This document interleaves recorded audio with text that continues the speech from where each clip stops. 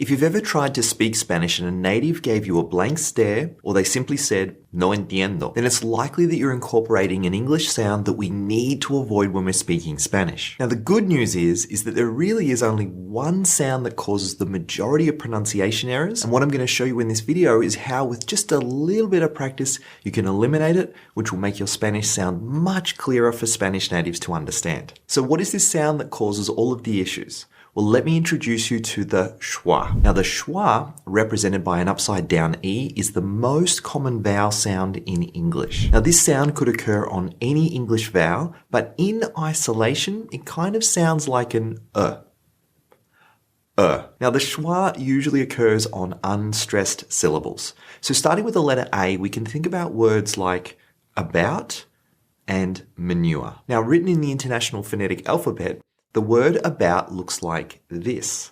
So you can see that we have that upside down E at the start. Now this means in English that we say about. We don't say about or about. You know, this book is about a girl.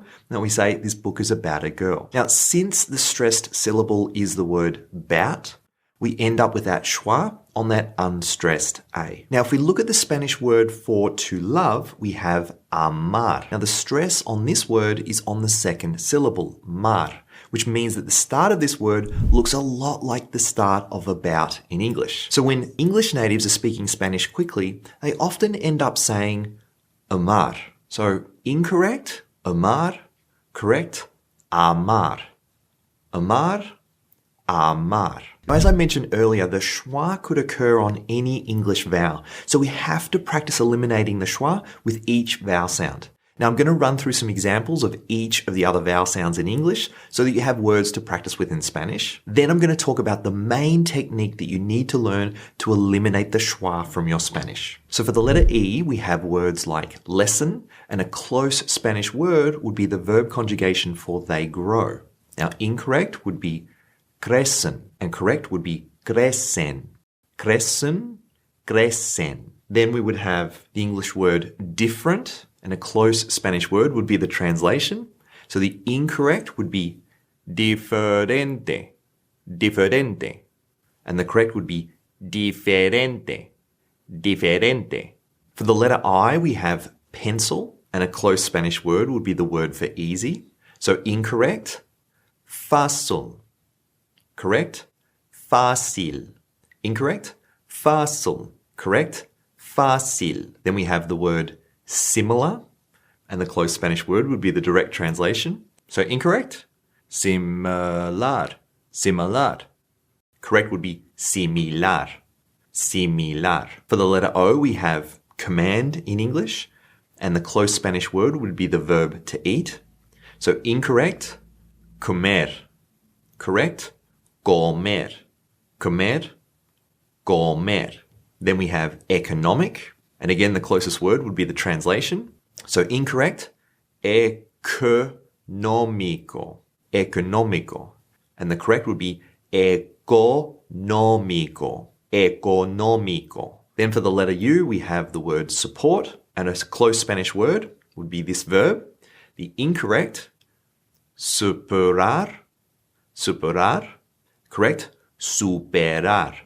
Superar. Now the schwa can actually replace an unstressed single syllable word in a phrase. For example, if we take the question, are you done? Then when people are speaking quickly, they'll say, are you done?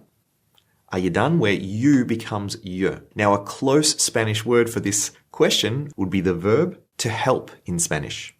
So incorrect, ayudar, ayudar. Correct, ayudar. Ayudar. Now, in order to remove this sound from your Spanish, the key is to learn how to create stressed and unstressed syllables the way we need to in Spanish. And we've seen that in order to create an unstressed syllable in English, we almost always just throw in a schwa. Now, in Spanish, we can't ever do that. Instead, to differentiate between a stressed and an unstressed syllable in Spanish, we need to make the stressed syllable just a little bit longer and just a little bit louder. So taking the word for food in Spanish, comida, We have 3 syllables. Now, the first step to practicing this is to give all of the syllables equal weight. In general, syllables are more equal in Spanish than they are in English. So I really want you to try to practice getting them as close as possible. So we have comida, comida, comida. Right? Once you've practiced that, then I want you to make the middle syllable just a little bit louder and a little bit longer. So we go from comida, comida to comida, comida. And that's it. It's really subtle, but that's how we need to produce our stressed syllables in Spanish. Now, if this was an English word, we could just say comida, where we put a schwa on the first and the last syllable. Comida. But in Spanish, we need to have the syllables carry much more equal weight and then give the stressed syllable just a tiny little bit more volume and length. Comida. Comida. Now, I recommend that you practice this with at least one word for each vowel, and you can use any of the words that we looked at earlier. Start like we did with the word comida.